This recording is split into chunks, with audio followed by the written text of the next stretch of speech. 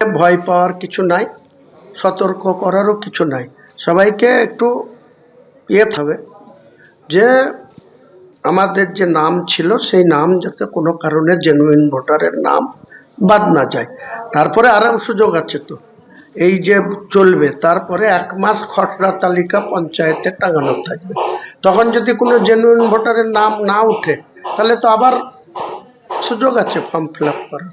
কাজে অত আতঙ্কের কিছু নাই, ভীতির কিছু নাই, বা সমস্যাও কিছু না। মুর্শিদাবাদ জেলায় এসআইআর চালু হয়েছে, তারা করতে পারে।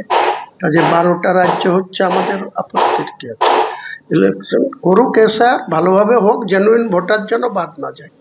জেনুইন ভোটার বাদ গেলে সে আমরা কিন্তু তখন যেই বিএলআরও থাক, যেই এআরও থাক, যেই অফিসার থাক, তাকে কিন্তু আমরা ঘিরব।